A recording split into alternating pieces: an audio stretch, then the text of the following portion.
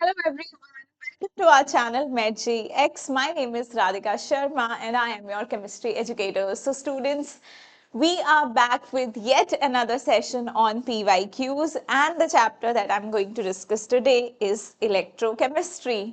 तो इलेक्ट्रोकेमिस्ट्री के PYQs हम लोग इस पर्टिकुलर सेशन में करने वाले हैं और हर साल इलेक्ट्रोकेमिस्ट्री से क्वेश्चन पूछा ही जाता है नीट में। तो आप लोग PYQs प्रैक्टिस कीजिए, मेरे साथ प्रैक्टिस कीजिए। तो शुरू करते हैं हम लोग इलेक्ट्रोकेमिस्ट्री। ओके, तो फर्स्ट क्वेश्चन जो आपकी स्क्रीन पर है, this first question is from NEET 2024। Last year का ही क्वेश्चन है और ट्राई करते हैं इसको सॉल्व करने का। Standard cell potential of the following cell Zn plus 2 Fe2 plus Fe reduction हो रहा है, उसका ऑक्सीडेशन हो रहा है, इज 0.32 वोल्ट। मीन्स हमें स्टैंडर्ड सेल पोटेंशियल हमें E नॉट सेल यहाँ पर दिया हुआ है, that is 0.32 volt. Calculate the standard Gibbs free energy change for the reaction. तो बेटा जी हमें डेल्टा जी नॉट कैलकुलेट करना है। बहुत ही सिंपल सवाल है ये तो। डेल्टा जी नॉट का फॉर्मूला हमें पता है, delta G naught is equal to minus N F E naught, right.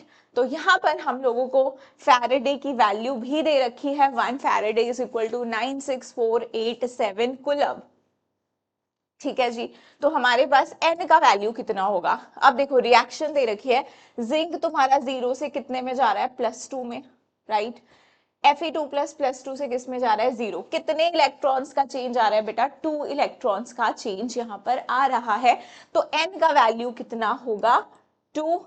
F is your 96487 and E naught is your 0.32 volt.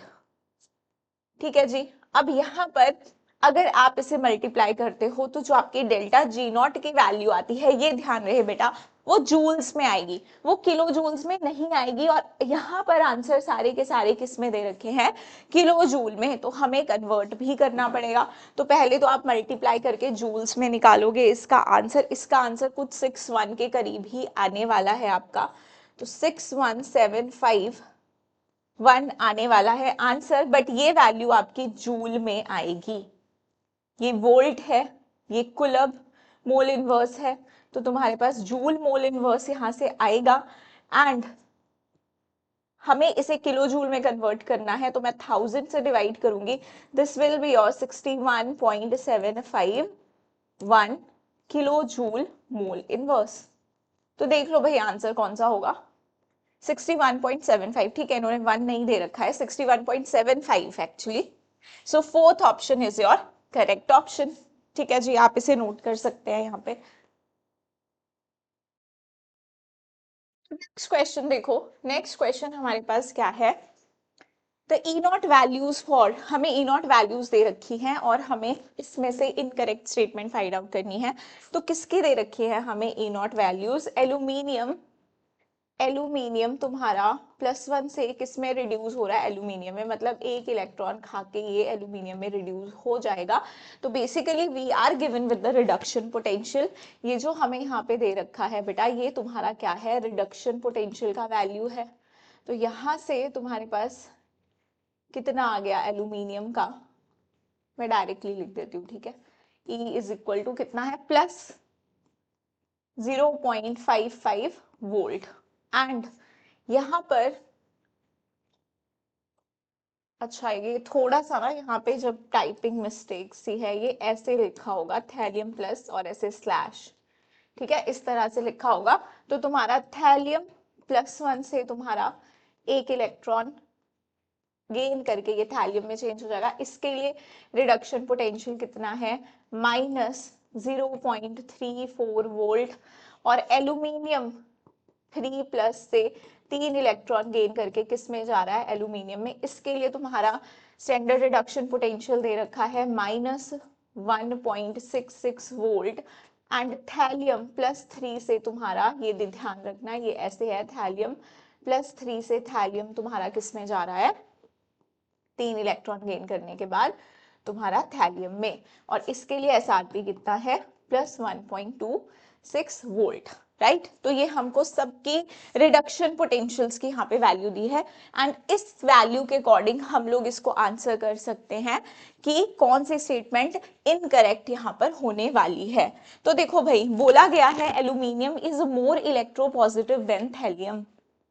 तो वैसे भी देखो, एल्यूमिनियम और थैलियम वाली जो फैमिली है ना, ग्रुप 13, बोरोन, ये बैंगन आलू गाजर इन थैला, ऐसे याद रखते हैं ना हम। इसमें तो एक इनर्ट पेयर इफेक्ट भी लगता है, जिसमें हमें पता होता है कि जैसे जैसे हम नीचे जाते हैं हमारी लोअर ऑक्सीडेशन स्टेट स्टेबल हो जाती है, थैलियम +1 में ज्यादा स्टेबल होता है। तो हमें वो कॉन्सेप्ट भी पता है, बट यहाँ पे तुम्हें SRP की वैल्यूज दे रखी है तो हम उससे भी इस क्वेश्चन को कर सकते हैं अगर किसी बच्चे को ये कॉन्सेप्ट ध्यान में नहीं है।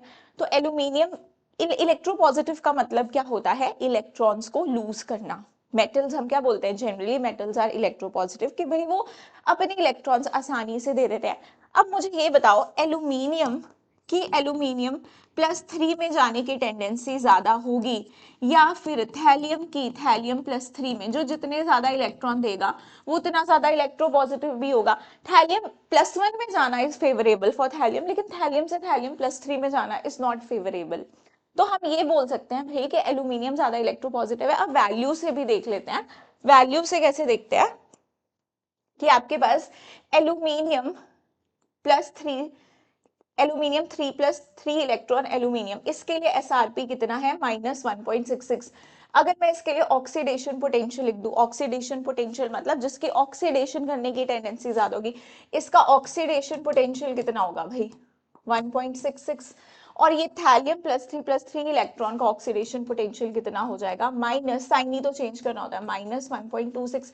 तो तुम खुद देख लो, जिसका ऑक्सीडेशन पोटेंशियल ज्यादा होगा इसका मतलब कि उसकी ऑक्सीडाइज होने की टेंडेंसी ज्यादा होगी। 0 से +3 ऑक्सीडेशन हो रही है, मतलब इसकी खुद की ऑक्सीडेशन करने की टेंडेंसी ज्यादा है। इसकी खुद की ऑक्सीडेशन करने की टेंडेंसी ज्यादा है। या डायरेक्टली भी देख सकते हो भाई, जिसका SRP कम है उसकी रिडक्शन की टेंडेंसी नहीं है, उसकी ऑक्सीडेशन की अच्छी टेंडेंसी है। तो जिसका SRP कम होगा वो ऑक्सीडाइज जल्दी होगा। तो तुम्हारे पास यहाँ पे aluminium is more electropositive than thallium, ये बात सही है, ठीक है जी। Thallium +3 is a good reducing agent than thallium +1। ये बात मुझे बताओ, क्या ये बात सही है कि थैलियम +3 जो है वो गुड रिड्यूसिंग एजेंट है? रिड्यूसिंग एजेंट होता क्या है मैम? रिड्यूसिंग एजेंट हमारा होता है जो रिड्यूसिंग एजेंट, ध्यान रहे इसमें बच्चे कंफ्यूज बहुत ज्यादा होते हैं। रिड्यूसिंग एजेंट वो होता है जो दूसरे की रिडक्शन कराता है खुद की ऑक्सीडेशन, मतलब सेल्फ ऑक्सीडेशन, सेल्फ ऑक्सीडेशन करवाना ये पसंद करेगा। रिड्यूसिंग एजेंट सेल्फ ऑक्सीडेशन करवाना पसंद करेगा। तो भाई मुझे ये बताओ कि थैलियम +3 जो होगा वो तुम्हारा अच्छा रिड्यूसिंग एजेंट होगा क्या? थैलियम +3 तो तुम्हारा थैलियम +1 में जाना चाहेगा, क्योंकि this is the stable oxidation state for thallium, ठीक है। Due to inert pair effect हमें पता है थैलियम +3 से ज्यादा थैलियम +1 में, मैं रिडक्शन पोटेंशियल की वैल्यू पे भी आ जाऊंगी, बट तुम्हें ये कॉन्सेप्ट भी पता होना चाहिए, हमारा P ब्लॉक का कॉन्सेप्ट भी रिवाइज हो रहा है इससे। थैलियम +3 और थैलियम +1, तो अब ये थैलियम +3 क्या करना चाहेगा भाई? थैलियम +3 तो खुद की रिडक्शन करना चाहेगा। अगर ये खुद की रिडक्शन कराना चाहेगा तो दूसरे की क्या करवाना चाहेगा? ऑक्सीडेशन। तो इसको तो अच्छा ऑक्सीडाइजिंग होना चाहिए, इसे तो अच्छा ऑक्सीडाइजिंग एजेंट होना चाहिए, राइट? क्योंकि इसकी टेंडेंसी है थैलियम +1 बनाना। तो thallium +3 is a good reducing agent, ये बात गलत है भाई। थैलियम +3 तुम्हारा क्या होगा? एक अच्छा ऑक्सीडाइजिंग एजेंट। अब हम वैल्यू से देखते हैं। तो बेटा जैसे जैसे तुम्हारा SRP का वैल्यू इंक्रीज करता है, जैसे जैसे तुम्हारा SRP का वैल्यू मतलब रिडक्शन करने की टेंडेंसी बढ़ती है, खुद की रिडक्शन करने की टेंडेंसी बढ़ती है, तो दूसरे की ऑक्सीडेशन कराने की टेंडेंसी बढ़ती है, तो ये अच्छे ऑक्सीडाइजिंग एजेंट होते हैं। जिनका SRP ज्यादा होता है वो तुम्हारे अच्छे ऑक्सीडाइजिंग एजेंट होते हैं। अब आप ये वैल्यू से भी देख सकते हो भाई, थैलियम +3 के रिडक्शन पोटेंशियल की वैल्यू जो है तुम्हारी वो +1.26 है, और थैलियम +1 की -3.034 है। तो इसके रिडक्शन पोटेंशियल की वैल्यू ज्यादा, तो ये इससे अच्छा ऑक्सीडाइजिंग एजेंट और ये ज्यादा अच्छा रिड्यूसिंग एजेंट होगा इसके कंपैरिजन में। इसीलिए हमारी ये स्टेटमेंट जो है यहाँ पे गलत होती है। मैंने आपको दोनों तरह से समझा भी दिया, इनर्ट पेयर इफेक्ट को भी यहाँ पे लिंक कर दिया, प्लस आपको इन रिडक्शन पोटेंशियल की वैल्यू से भी ये चीज हमने आपको समझा दी। तो इसका मतलब this second statement that is given is incorrect. अब एल्यूमिनियम प्लस की बात करें तो ये अनस्टेबल होता है, क्योंकि aluminium 3+ is more stable then aluminium plus. तो ये हमारी स्टेटमेंट जो है वो सही है, हमें तो इनकरेक्ट पता करनी है। Aluminium plus can oxidise thallium, then यहाँ पे ना थैलियम होगा, ठीक है जी, यहाँ पे थैलियम होगा और यहाँ पे थैलियम प्लस होगा। Thallium can be easily oxidised to thallium plus then thallium plus 3, obviously, क्योंकि थैलियम जो है वो हमारा +1 बनाना प्रेफर करता है एज कंपेयर टू +3। तो हम लोग इस तरह से बता सकते हैं कि यहाँ पर अगर हम देखें तो थैलियम की थैलियम +1 में जाने की टेंडेंसी ज्यादा ही है। अगर आप ये देख लें तो इसका ऑक्सीडेशन पोटेंशियल आएगा प्लस ऑक्सीडेशन पोटेंशियल आएगा +3.4 वोल्ट और इसका आएगा -2.6 वोल्ट ऑक्सीडेशन पोटेंशियल। तो इसकी थैलियम की थैलियम +1 में जाने की टेंडेंसी ज्यादा है, अगर हम इन वैल्यू से भी देखना चाहें।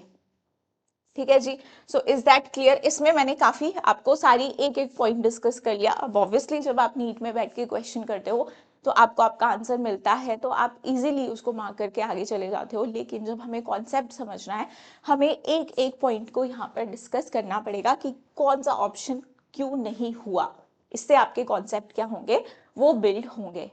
ऑलराइट, सो अब हम चलते हैं अपने नेक्स्ट क्वेश्चन की तरफ। नेक्स्ट क्वेश्चन देख लीजिए, 2023 का ये क्वेश्चन है। यहां पर आपसे कहा गया है molar conductance of an electrolyte increases with dilution according to this equation. हाँ जी, ये इक्वेशन आपने पढ़ी है, बिल्कुल एनसीईआरटी में भी ये इक्वेशन दे रखी है। आप इसे क्या कहते हैं? Debye Hückel Onsager equation कहते हैं। Debye Hückel Onsager equation.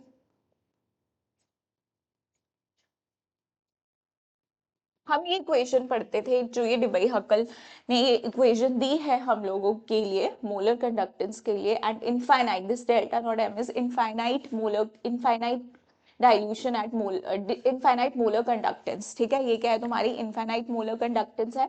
और यहाँ पे ए क्या है तुम्हारा? ए इज सम कांस्टेंट। ए यहाँ पे क्या है? कांस्टेंट है। और ये किस पे डिपेंड करता है भाई? ये डिपेंड करता है तुम्हारा नेचर ऑफ सॉल्वेंट पे and the type of electrolyte you are using, उस पे ये डिपेंड करता है। और √C इज योर कंसंट्रेशन। तो बेटा एक ग्राफ हम बनाते थे, याद करो, इसका हम ग्राफ बनाते थे एंड दिस इक्वेशन हम कहते थे ये जो ग्राफ आता है ये सिर्फ स्ट्रॉन्ग इलेक्ट्रोलाइट के लिए ही ये इक्वेशन हमारी वैलिड थी। ठीक है जी, हम इनफाइनाइट डाइल्यूशन किसके लिए निकाल सकते थे?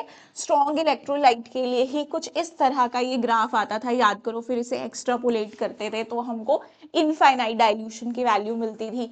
ये ग्राफ तुम्हारा किसके किसके बीच में होता था? लैम्डा एम और दिस √C के बीच में।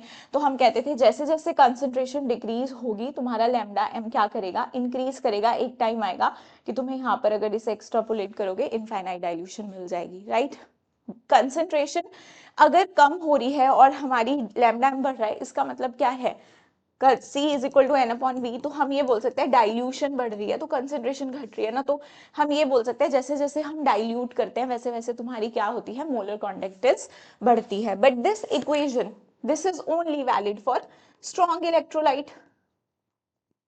ये तो सिर्फ और सिर्फ स्ट्रॉन्ग इलेक्ट्रोलाइट के लिए ही वैलिड है।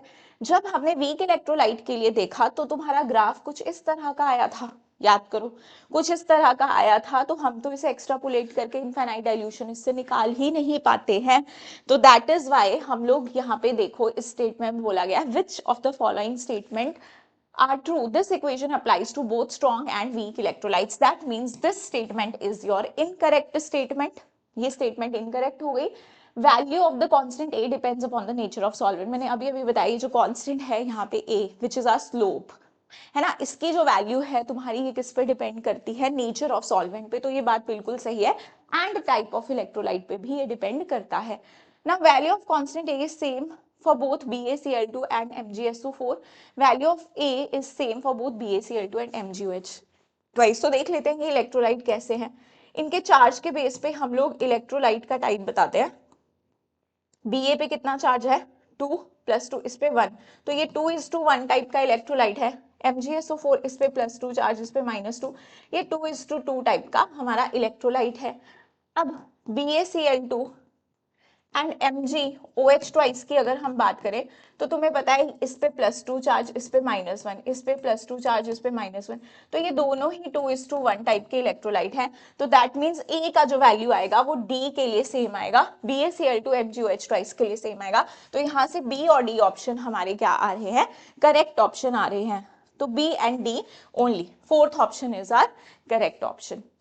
ठीक है, तो मतलब ऐसी कि हम थ्योरी वाली लाइनें मिस कर देंगे कि ए कांस्टेंट किस पे डिपेंड करता है, ऐसी चीजें तो ये सारी चीजें नहीं करनी है। पैराग्राफ में ये चीज बहुत अच्छे से एक्सप्लेन की गई है आपको एनसीईआरटी में, तो हमें हर चीज को बहुत ध्यान से पढ़ना है। ऐसे स्टेटमेंट टाइप क्वेश्चन हमसे पूछ लिए जाते हैं।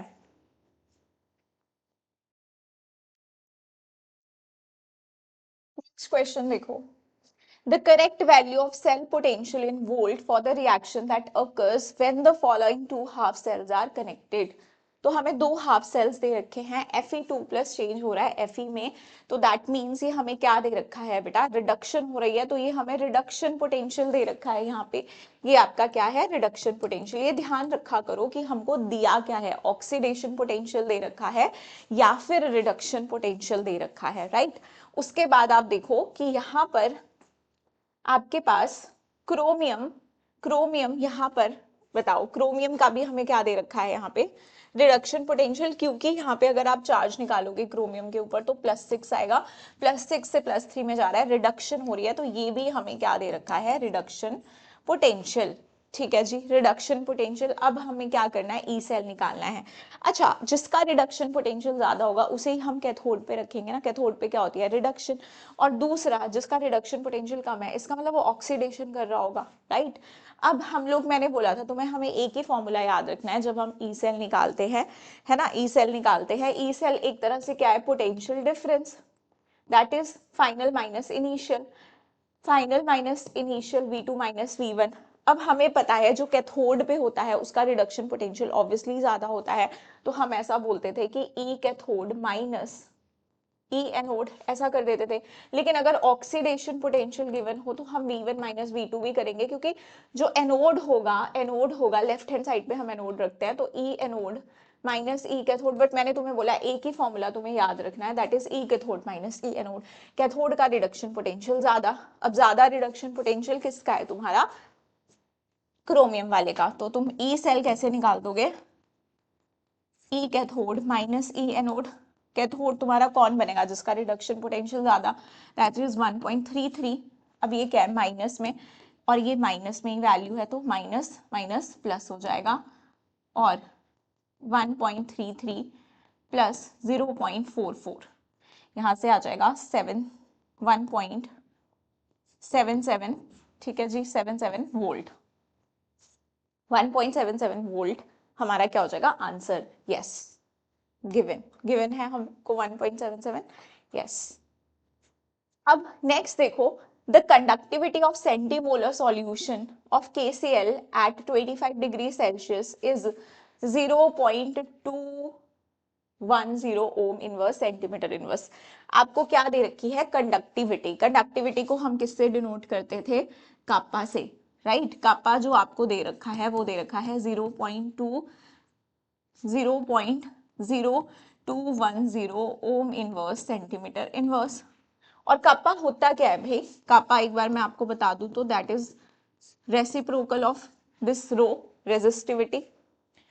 और दूसरा हमें दे रखा है रेजिस्टेंस, आर दे रखा है, आर कितना दे रखा है हमें, 60 ओम।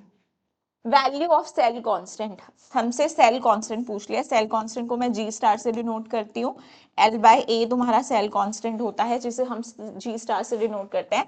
ये हमको यहाँ पर फाइंड आउट करना है। इन टेक्स्ट क्वेश्चन देखोगे ना एनसीईआरटी में, ऐसा क्वेश्चन तुमको मिल जाएगा, बहुत इजी क्वेश्चंस आते हैं।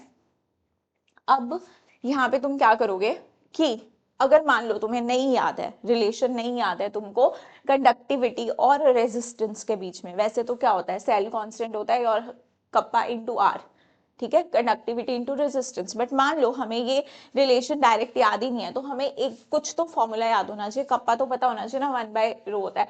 रो तो तुम सबको पता होता है, रो क्या होता है तुम्हारा R L इंटू ए, ठीक है, यही तुम्हारा क्या होता है यहाँ पर, रो होता है, नहीं सॉरी, रो जो तुम्हारा होता है, रो होता है RA/L, ठीक है, ये होता है ना हमारा रो। तो देखो अब यहाँ से अगर मैं ये वैल्यू पुट कर दूं यहाँ पे, ये वैल्यू यहाँ पे पुट कर दूं, तो तुम्हारे पास क्या आ जाएगा यहाँ से, RA और ऊपर L, है ना, यही आ जाएगा। तो अब तुम यहाँ से देखो कि R अगर तुम इधर भेजते हो तो L/A कितना आ जाता है, कप्पा इंटू R, और ये L/A क्या है तुम्हारा, G स्टार से डिनोट कर देते हैं हम इसको, एनसीईआरटी में कर रखा है इस तरह से, तो हम क्या बोलते हैं इसे, सेल कांस्टेंट, और that is kappa into R। तो G star is kappa into R। Kappa कितना है तुम्हारा 0.0210, R कितना है 60, ठीक है जी। तो हमारे पास यहाँ से क्या आ जाएगा, इस डेसिमल को मैं अगर आगे ले जाऊं तो ये क्या बन जाएगा तुम्हारा 21 इंटू 10⁻³ इंटू 60 को भी मैं 6 इंटू 10⁻1 लिख सकती हूँ। तो ये क्या बन जाएगा तुम्हारा, या ऐसे लिख देती हूँ, अरे यार 6 इंटू 10, ये बन जाएगा तुम्हारा 10⁻²। 21 इंटू 6 कितना हो जाएगा, 6 1 6, 6 2 12, 126 इंटू 10⁻²। इसे मैं कैसे लिख सकती हूँ, 1.26, यूनिट्स क्या आ जाएंगे, सेंटीमीटर इनवर्स, ओम कैंसिल हो जाएगा तुम्हारा, राइट। चलो तो हमारे पास ऐसा ऑप्शन है, yes, second option is this. Easy है, कैलकुलेशन भी कोई बहुत टफ नहीं है, हम लोग को क्वेश्चंस भी हमसे इजी ही पूछे गए हैं। नेक्स्ट क्वेश्चन देखो, given below are two statements, one is labeled as assertion A and the other is labeled as reason R। assertion में दे रखा है in equation delta G is equal to minus NFE cell, value of delta G depends on N। तो भाई हमने, जब मैंने तुम्हें electrochemistry पढ़ाया है वहां पे मैंने तुम्हें बताया था कि डेल्टा जी कैसी होती है, डेल्टा जी तुम्हारी एक्सटेंसिव प्रॉपर्टी होती है। एक्सटेंसिव प्रॉपर्टी है तो भाई एक्सटेंसिव प्रॉपर्टी कैसी होती है, वो जो अमाउंट पे डिपेंड करे, जो प्रॉपर्टी हमारी अमाउंट पे डिपेंड करे उसे हम क्या कहते हैं, एक्सटेंसिव प्रॉपर्टी। और इंटेंसिव प्रॉपर्टी कैसी होती है, इंडिपेंडेंट ऑफ द अमाउंट, इनसे इंटेंसिव, इनसे इंडिपेंडेंट, ऐसे याद रख लिया करो अगर तुम कंफ्यूज हो जाते हो एक्सटेंसिव इंटेंसिव में। और तुम्हारी ई सेल कैसी प्रॉपर्टी होती है, इंटेंसिव, इंटेंसिव, इसे अमाउंट से फर्क नहीं पड़ता। तो अगर ये अमाउंट पे डिपेंड कर रही है तो it will depend on an ना, कि एन कितना है, 2 होगा तो कुछ और आएगी वैल्यू, 6 होगा तो कुछ और वैल्यू आ जाएगी। सो यहाँ पे लिखा हुआ है okay this depends on N which is correct. Reason बोला है E cell is an intensive property and delta G is an extensive property, ये बात भी बिल्कुल सही है, ठीक है। अब तो इसका ऑप्शन कैसे आएगा, और कहीं ना कहीं ये बात उसको एक्सप्लेन भी कर रहा है कि डेल्टा जी भाई एक्सटेंसिव प्रॉपर्टी है तो एन पे तो डिपेंड करेगी। तो both A and R true and R is the correct explanation of A, ठीक है, सिंपल। उसके बाद देखो, two half cell reactions are given below, दो हाफ सेल रिएक्शन हमें दे रखे हैं और उनका हमको देखना है क्या दे रखा है, एसआरपी या हमें ऑक्सीडेशन पोटेंशियल और स्टैंडर्ड ईएमएफ हमसे पूछा गया है, तो अपना वही फॉर्मूला लगेगा। और पूछा है the standard EMF of a cell with feasible redox reaction, भाई रिडॉक्स रिएक्शन फिजिबल भी होगा, तो पहली बात है माइनस वाली वैल्यू हो ही नहीं सकती, बाद में कैलकुलेट करूं जरा मैं, बट पहले तुम्हें पता है delta G is equal to minus NFE। अगर तुम्हारा ई नेगेटिव आ गया बेटा तो ये पूरी वैल्यू पॉजिटिव हो जाएगी, तो ई तुम्हारा कैसा आना चाहिए, पॉजिटिव ही आना चाहिए अगर तुम्हारा रिएक्शन फिजिबल है। ओके, तो फिर हमारे पास देखो कोबाल्ट +3 से +2 में जा रहा है, क्या हो रही है यहाँ पे, रिडक्शन हो रही है। लेकिन हमें जो दिया है पोटेंशियल देखो, कोबाल्ट 2 से +3 ऑक्सीडेशन नंबर इंक्रीज कर रहा है, हमें ये ऑक्सीडेशन पोटेंशियल गिवन है। तो ये बात ध्यान रखना कि हमें पता होना चाहिए हमें गिवन क्या है। अब हम जो फॉर्मूला यूज करते हैं, मैंने तुम्हें सीधे बोला कैथोड माइनस से नोट कर दो, तो वो तब कर सकते हैं जब हमें रिडक्शन पोटेंशियल की वैल्यू पता हो। तो इसके रिडक्शन पोटेंशियल की वैल्यू कितनी आ जाएगी, इसका उल्टा +1.81 वोल्ट, ये आ गया रिडक्शन पोटेंशियल।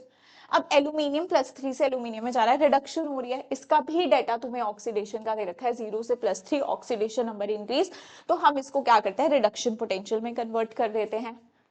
तो दिस इज योर -1.66 वोल्ट आ जाएगा आरपी।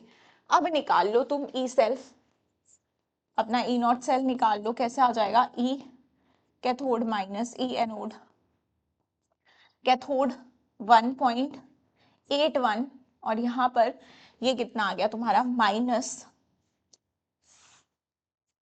1.66, तो माइनस माइनस प्लस 1.81 प्लस 1.66, तो ये कितना आ जाएगा, 6 + 1 7, 8 + 6 14, और वहां पे ऊपर कैरी गया 1 + 1 2 3, 3.47 वोल्ट।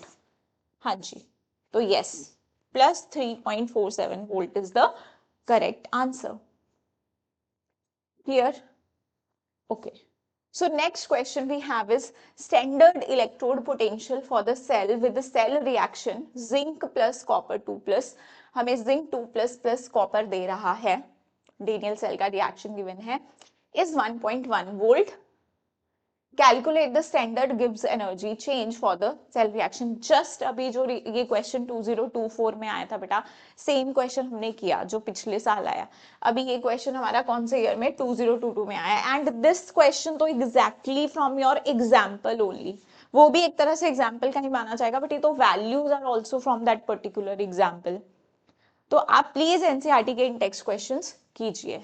तो यहां से अगर मैं बोलूं delta G naught is equal to N F E naught minus N F E naught, तो देखो एन कितना आएगा बेटा, नंबर ऑफ इलेक्ट्रॉन्स कितने का चेंज हुआ तुम्हारा, 2 का चेंज, रिएक्शन भी वो जो पिछले वाले में दी थी वही रिएक्शन है, बस यहाँ पे इन्होंने ई सेल की वैल्यू चेंज कर दी है, वहां पे कुछ और वैल्यू थी।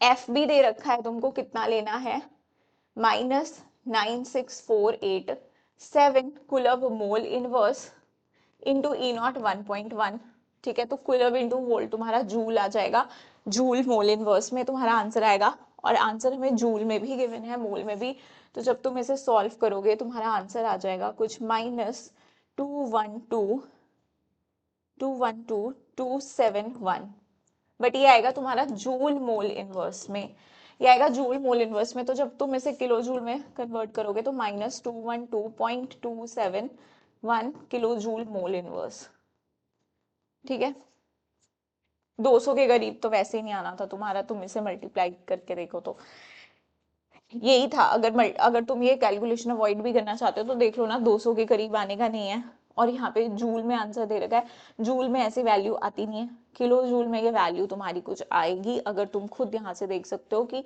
डेसिमल पॉइंट तुम्हारा यहाँ तो नहीं आने वाला है, जब तुम सॉल्व करोगे तो वैल्यू जूल में ही आएगी, तो तुम्हारा आंसर इज 3, ठीक है, आंसर इज 3, इसे नोट कर सकते हो तुम। नेक्स्ट क्वेश्चन में देखो, at 298 Kelvin, the standard electrode potential of Cu2 plus to Cu and Zn2 plus to Zn, Fe2 plus to Fe and Ag plus to Ag are this respectively on the basis of standard electrode potential. Predict which of the following reactions take place.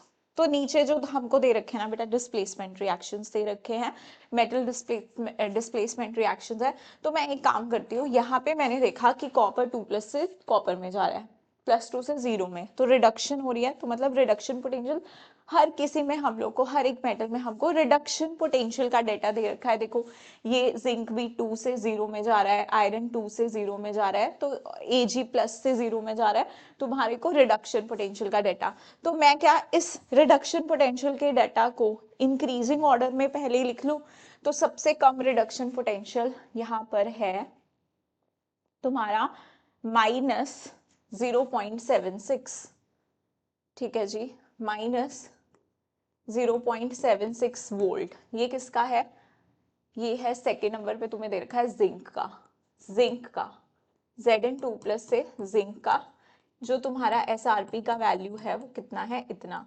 फिर तुम्हें उसके बाद है तुम्हारा -0.44 volt, ये किसका दे रखा है, ये दे रखा है हमें ये था तुम्हारा, हाँ ये तुम्हारा था कॉपर वाले का पहला वाला है, फिर जिंक का, फिर ये वैल्यू तुम्हें थर्ड वाली वैल्यू दे रखी है Fe2 की, फिर तुमको दे रखी है, उसके बाद अगर मैं देखूं इंक्रीजिंग ऑर्डर में फिर आएगा 0.34। 0.34 किसका होता है भाई? कॉपर का। कॉपर किस में चेंज हो रहा है तुम्हारा? कॉपर 2+ से कॉपर में। फिर तुम्हें डेटा है Ag प्लस से Ag का कितना? 0.80 वोल्ट। तो मैंने क्या कर दिया, इनको इंक्रीजिंग ऑर्डर ऑफ एसआरपी में रख दिया। अब जिसका एसआरपी जितना ज्यादा, उसकी रिड्यूस होने की टेंडेंसी उतनी ज्यादा, उसकी रिडक्शन करने की टेंडेंसी ज्यादा है। जिसका एसआरपी कम, उसकी ऑक्सीडाइज होने की टेंडेंसी ज्यादा है। ठीक है जी। तो हम ऐसा भी बोल सकते हैं कि जो ऊपर वाला मेटल है वो ज्यादा रिएक्टिव है, वो नीचे वाले मेटल को डिस्प्लेस कर देगा। जैसे कॉपर सल्फेट से जिंक कॉपर को डिस्प्लेस कर देगा, क्योंकि इसकी टेंडेंसी है ऑक्सीडाइज होने की। इसका एसआरपी कम है, कॉपर का एसआरपी ज्यादा है, तो उसके रिड्यूस होने की वैसे भी टेंडेंसी है। इसको ये +2 से वैसे भी 0 में जाना चाहेगा। तो जो ऊपर वाले मेटल्स होते हैं, हम क्या कहते थे, हम इवन क्लास 10th में भी पढ़ते थे, हम इसी तरह से रिएक्टिविटी सीरीज लर्न करते थे, और हम बोलते थे ऊपर वाले मेटल नीचे वाले को डिस्प्लेस करते थे। तो रीजन यही था कि उनका एसआरपी कम होता है, नीचे वालों का एसआरपी ज्यादा होता है। तो ये रिएक्शन तुम्हारा फिजिबल है। कॉपर सल्फेट और Fe वाला रिएक्शन देखो, तो आयरन का जो एसआरपी है वो कॉपर से ज्यादा है, तो ये भी उसे डिस्प्लेस कर देगा, सही है।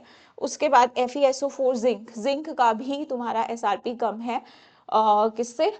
Fe से, तो ये भी उसको डिस्प्लेस कर देगा। अब कॉपर सल्फेट और Ag, तो तुम देखो Ag का एसआरपी ज्यादा है, Ag का एसआरपी ज्यादा है, तो वो डिस्प्लेस नहीं कर पाएगा कॉपर को। So that means this is the incorrect. हमसे इनकरेक्ट ही पूछा है ना, प्रिडिक्ट कैन नॉट अकर, है ना, जो नहीं हो सकता तो ये नहीं हो सकता। Ag के रिड्यूस होने की टेंडेंसी ज्यादा है, लेकिन Ag यहाँ पे ऑक्सीडेशन शो कर रहा है। ओके, तो इस तरह के क्वेश्चंस को हम ऐसे करेंगे। अब देखो नेक्स्ट क्वेश्चन है 2022 का ही क्वेश्चन है ये भी। Given below are the half reactions MnO negative plus 8H plus 5 electron, Mn+2 में चेंज हो रहा है 4H2O, और ये हम लोग को इसके पोटेंशियल्स दे रखे हैं। Will the permanganate ion MnO4 negative liberate AO2 from water in the presence of acid? ये पूछा गया है, क्या ये वाटर में से O2 लिबरेट कर पाएगा? ठीक है जी। तो इसका मतलब क्या है, अगर MnO4 जो है वो वाटर में से O2 लिबरेट कर रहा है, वाटर में से O2 एक तरह से लिबरेट करना क्या हो गया? Removal of oxygen. Removal of oxygen क्या होता है तुम्हारा? रिडक्शन। तो इसका मतलब है कि ये वाटर को रिड्यूस कर पाएगा, दूसरे के रिडक्शन करेगा तो खुद की क्या करेगा? ऑक्सीडेशन। तो इसे क्या करना पड़ेगा? एज एन ऑक्सीडाइजिंग एजेंट काम करना पड़ेगा। तो देखते हैं कि ये एज एन ऑक्सीडाइजिंग एजेंट काम करेगा या नहीं करेगा। तो देखो हम लोग को जो हाफ रिएक्शन दे रखे हैं, वहां पे तुम्हारा Mn+2 जो है Mn+7 में जा रहा है, मतलब ऑक्सीडेशन हो रही है। तो ऑक्सीडेशन पोटेंशियल, मतलब ये हमें ऑक्सीडेशन पोटेंशियल दे रखा है यहाँ पे। इसको मैं क्या करती हूँ, पहले रिडक्शन पोटेंशियल में चेंज कर देती हूँ। इसका रिडक्शन पोटेंशियल कितना आ जाएगा? रिडक्शन पोटेंशियल आ जाएगा तुम्हारा +1.51 वोल्ट। ठीक है, 0 भी लगा लो चाहे आगे, इतना आ जाएगा जी। फिर उसके बाद तुम्हारे पास अगर ये इसका रिडक्शन पोटेंशियल इतना आ गया, अब दूसरा देखो EO2 H2O, मतलब यहाँ पे ऑक्सीजन 0 है, यहाँ पे तुम्हारी ऑक्सीजन -2 है। तो ये हमें क्या दे रखा है? 0 से -2 जाना मतलब रिड्यूस होना, रिडक्शन। तो मतलब ये हमें एसआरपी की ही वैल्यू दे रखी है। अब 1.2 और 1.5 में से तुम बताओ किसका एसआरपी ज्यादा है? किसका एसआरपी ज्यादा है? इसी का एसआरपी ज्यादा है, इसका एसआरपी ज्यादा है, तो मतलब इसकी रिडक्शन होगी, इसकी रिडक्शन होगी। इसका मतलब Mn+7 से तुम्हारा किस में चला जाएगा? Mn+2 में। वैसे भी एसिडिक मीडियम में ये +7 से +2 में जाता है। ठीक है जी। ऐसा कब होता है? जब हम मीडियम कैसा रखते हैं? एसिडिक मीडियम रखते हैं, है ना। रिडॉक्स में भी ये चीजें हमने पढ़ी हैं। तो Mn +7 से किस में जाना प्रेफर करेगा, +2 में। दोनों की अगर मैं स्टैंडर्ड, अगर मुझे इन दोनों को मिला के बेटा एक सेल बनाना है, मुझे इन दोनों को मिला के, ये हाफ सेल दिया है, मुझे इनको ज्वाइन करके एक सेल बनाना है, तो आई हैव टू डिसाइड कि मुझे किसे कैथोड बनाना है, किसे एनोड। तो मैं इनके स्टैंडर्ड रिडक्शन पोटेंशियल की वैल्यू के बेसिस पे बता सकती हूँ कि किसे मुझे कैथोड बनाना है, किसे मुझे एनोड बनाना है। तो कैथोड पे रिडक्शन जिसका एसआरपी ज्यादा होगा उसी की मैं रिडक्शन कराऊंगी। तो यस, Mn+7 जो है वो खुद की रिडक्शन करवाना पसंद करेगा क्योंकि उसका एसआरपी ज्यादा है। अगर ये खुद की रिडक्शन कराएगा तो दूसरे की क्या कराएगा, ऑक्सीडेशन।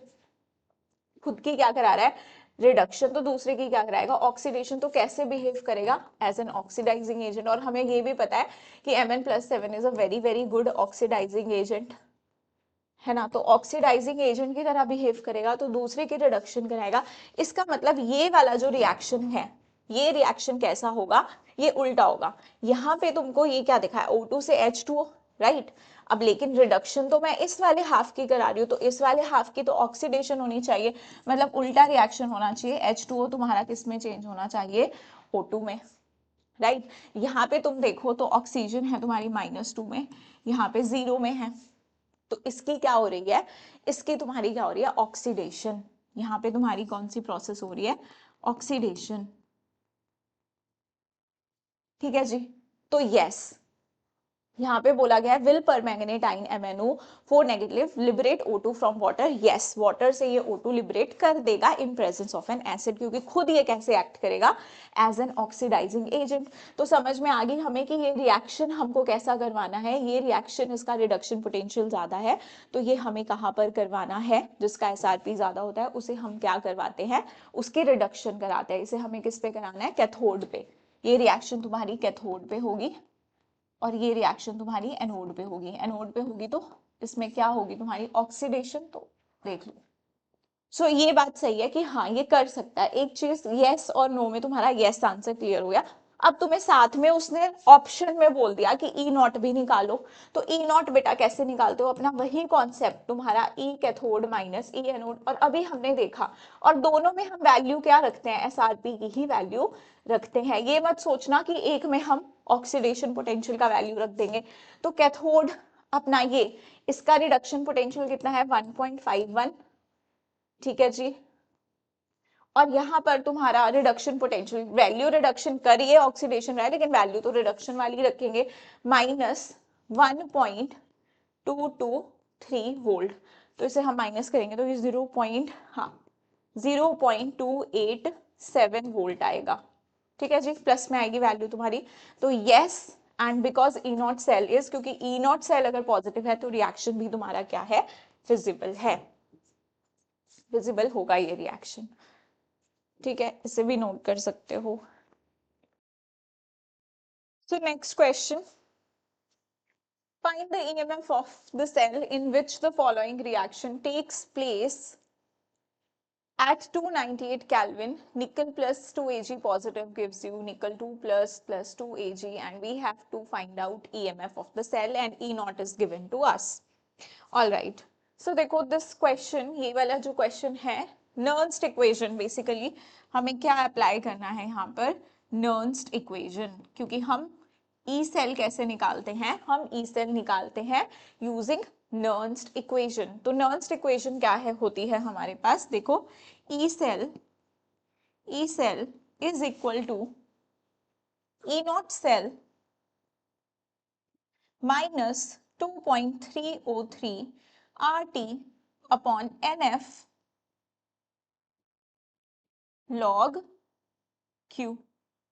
अब इन्होंने हमें बोला है कि ई नॉट हम क्या ले सकते हैं, यहाँ से ई नॉट नहीं, कि हम लोग 2.303 RT अपॉन एफ को क्या लिख सकते हैं, 0.059 एट 298 केल्विन। हम वैसे भी ये लेते हैं बट यहाँ पे गिवन भी है, तो क्या मैं इस इक्वेशन को ऐसे लिख सकती हूँ, E naught cell is equal to 0.059। अच्छा, हम इसे भी अप्रॉक्स करके लिख सकते हैं, 0 माइनस है यहाँ पे। हम अपनी कैलकुलेशन बनाने के लिए बेटा इस वैल्यू को क्या मैं 0.06 लिख सकती हूँ, हमारी कैलकुलेशन आसान हो जाएगी। तो I just right 0.06 upon n log, क्या आ जाएगा यहाँ पे q का वैल्यू, देखो किसकी कॉन्सेंट्रेशन, आयन की कॉन्सेंट्रेशन, ये जो सॉलिड है इनका तो हम 1 मानते हैं, तो निकल 2+ की कॉन्सेंट्रेशन, निकल 2+ की कॉन्सेंट्रेशन डिवाइडेड बाय तुम्हारा Ag पॉजिटिव की concentration raise to the power their stoichiometric coefficient. Okay, तो ये इक्वेशन ये सब हमने यहाँ पे वैल्यू पुट कर दी। अब देखो ई नॉट सेल क्या है 1.05 और n कितना होगा, यहाँ पे कितने इलेक्ट्रॉन्स का एक्सचेंज हो रहा है, निकल जा रहा है 0 से 2+ में और Ag प्लस से 0 में, 1+ से 0 में, तो कितने टोटल यहाँ पे 2 से मल्टीप्लाई किए कितने इलेक्ट्रॉन्स का एक्सचेंज हो रहा है। अगर तुम्हें ऐसे समझ नहीं आता तुम अलग अलग से हाफ रिएक्शन लिख सकते हो। जैसे निकल है, निकल तुम्हारा निकल 2+ में जा रहा है तो कितने इलेक्ट्रॉन लूज कर रहा है, 2 इलेक्ट्रॉन। Ag तुम्हारा प्लस से Ag बना रहा है, लेकिन हमें पता है एक इलेक्ट्रॉन ऐड करेगा, एक इलेक्ट्रॉन ऐड करेगा और Ag बनाएगा, बट हमें पता है कि ओवरऑल रिएक्शन में जो इलेक्ट्रॉन का नंबर होता है वो सेम होता है, तो नीचे वाली इक्वेशन को हम 2 से मल्टीप्लाई करते हैं, सो ये बन गई 2Ag, फिर हमने ओवरऑल रिएक्शन लिखा है। तो आप यहाँ से देख सकते हो, आप यहाँ से देख सकते हो कितने इलेक्ट्रॉन्स इन्वॉल्व हैं इसमें, 2 इलेक्ट्रॉन, तो n का वैल्यू हमारा क्या आएगा, यहाँ से 2 आ जाएगा। तो फिर हम लोग यहाँ पे क्या पुट कर सकते हैं, 0.06/2 लॉग निकल की कॉन्सेंट्रेशन कितनी दे रखी है निकल 2+ की 0.001 मोलर। क्या मैं इसे 10⁻³ लिख सकती हूँ, यस 10⁻³ और Ag पॉजिटिव को बेटा मैं क्या लिख सकती हूँ, यहाँ भी 0.011 है, ⁻² है तो 10.3 10⁻³ इंटू 2 ऐसे करेंगे। अब यहाँ पे करती हूँ मैं कैलकुलेशन, यहाँ पे कैलकुलेशन कर सकती हूँ, एक second, power, let me just plug in the charger, ठीक है, वरना ये बंद हो जाएगा मेरा लैपटॉप। ओके चलो सही है। अब देखो यहाँ पर आपके पास, हाँ हम लोग यहाँ पे थे, तो 1.05 माइनस, अच्छा इसे मैं कैंसिल कर सकती हूँ, ऐसे डिवाइड कर दे तो क्या आ जाएगा 0.03, तो मैं डायरेक्टली लिख दूं यहाँ पे -0.03 और ये पावर क्या बन जाएगी तुम्हारी 10⁻⁻6, तो ये ऊपर जाएगी तो +6, तो यहाँ पे क्या आ जाएगा तुम्हारा log 10⁻³ आ जाएगा।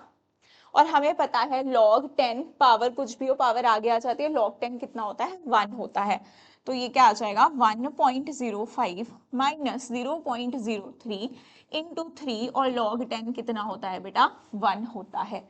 अब यहाँ से 1.05 माइनस ये कितना आ जाएगा 0.09, ठीक है, इसे माइनस कर दूं मैं, कितना आ जाएगा 1.05 माइनस 0.09, ये अपने पास आ जाएगा तुम्हारा 0.96 समथिंग, ठीक है 0.96 वोल्ट, ठीक है जी। तो है ऐसा ऑप्शन अपने पास 0.9, हमने थोड़ा अप्रोक्सीमेट भी किया था obviously, but still our answer is very very close, 0.9615 volt. तो ये रहा इसका कंप्लीट सॉल्यूशन, ऐसे हमको करना होता है, ज्यादा टफ कैलकुलेशन नहीं होती है। नर्न्स इक्वेशन में भी तुम लॉग देखते हो, मोस्टली मैंने हर बार देखा है कि कुछ ना कुछ ऐसी वैल्यू आ रही होती है कि तुम्हारा log 10 ही बन रहा होता है, और log 10 हम सबको याद होता है, बट 1 to 10 वैसे भी log की वैल्यूज हमें याद होनी चाहिए, क्योंकि आयनिक इक्विलिब्रियम में भी तो काम में आती है हम लोगों को। ओके चलो next, the molar conductance of NaCl, HCl and CH3COONa at infinite dilution are this respectively. Molar conductance of CH3COH at infinite dilution, choose the right answer। तो कोलरॉश लॉ से ही हमारा क्वेश्चन आया है, बहुत इजी क्वेश्चन पूछा है, ज्यादा कोई इसमें टफ नहीं है। बेसिकली हमको क्या पूछा है, इनफाइनाइट डाइल्यूशन ऑफ किसका CH3COOH का, राइट लेकिन हम लोगों को जो स्ट्रॉन्ग इलेक्ट्रोलाइट्स दिए हुए हैं उनका मोलर कंडक्टेंस दिया है हम लोगों को, देखो NaCl का दिया है, NaCl का दिया है हमको, HCl का दिया है हमको, CH3COONa का दिया है। NaCl का कितना है हमारे पास 126.45, इसका कितना है 426.16, इसका कितना है 91.0। ठीक है, ये हमें मोलर कंडक्टेंस की वैल्यू है, बाकी साथ में Simon centimetre square mole inverse units है। अब मुझे CH3COH चाहिए, तो आप देखो मुझे CH3COONA से मिल जाएगा CH3COO, HCl से मिल जाएगा मुझे H, लेकिन फ्री में मुझे NaCl भी मिल रहा है, तो वो मैं माइनस कर दूंगी यहाँ से और बन जाएगा मेरा CH3COH।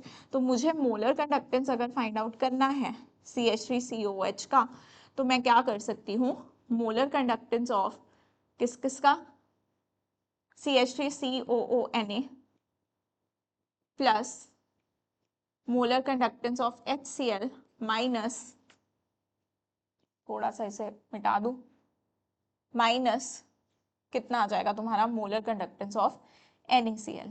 ठीक है जी, अब यहां से देखो CH3CONA की वैल्यू कितनी थी 91, HCl की वैल्यू कितनी थी यहाँ पर 426 माइनस NaCl की कितनी थी 126.45, देख लो।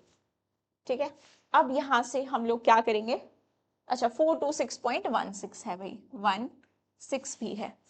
अब इसे क्या कर लो, ऐड कर लो, तो तुम्हारे पास 426.16 91 ऐड कर दो, इसमें कितना आ जाएगा, ये 6 और 1 और ये तुम्हारे पास क्या है 7, 517.16 ये आ जाएगा 517.16 और यहाँ पे भी पॉइंट है, यहाँ पे भी पॉइंट है। ठीक है, अब इसे माइनस करेंगे हम लोग, -126.45, तो यहीं पे कर लो इसे।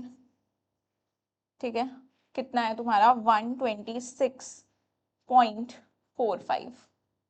ठीक है जी, तो अपने पास ये माइनस किया 1 और यहाँ से 11 - 4 तुम्हारा 7 आ गया, 0 एंड यहाँ से 11 - 2 9, 390, 390.71, यस 390.71 हमारा आ गया Simon centimetre square mole inverse. ठीक है, तो कैलकुलेशन करनी तो पड़ेगी, देखो है ना, करनी पड़ती है, ऐसा तो नहीं है कि तुम ऐसे बिना कैलकुलेशन के सॉल्व कर लोगे इसे, तो इजी है, सिंपल कैलकुलेशन है, हो जाएगी। तो ये क्वेश्चन भी देखो,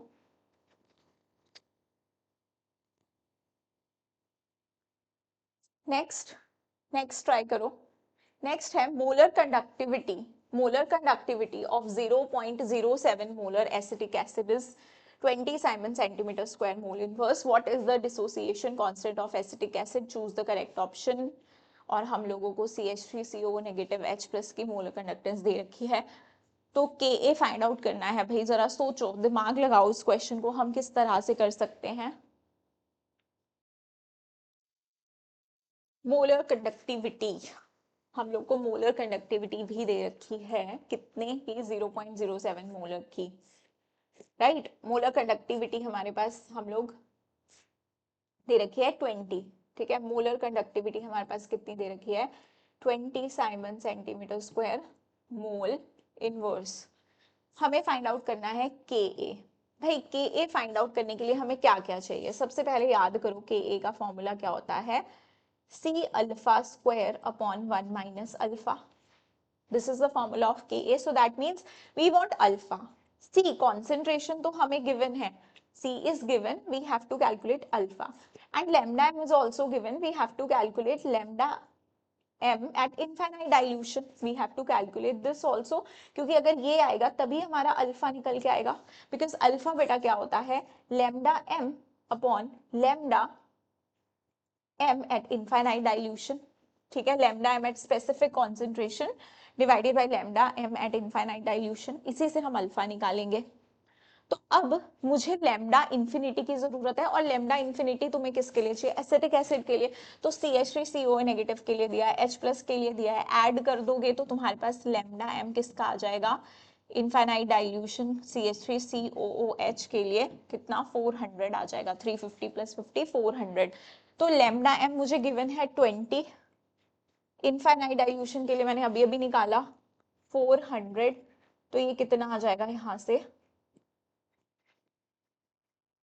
इसे मैं 0.05 लिख दूंगी। 0.05 आ गया हमारा अल्फा।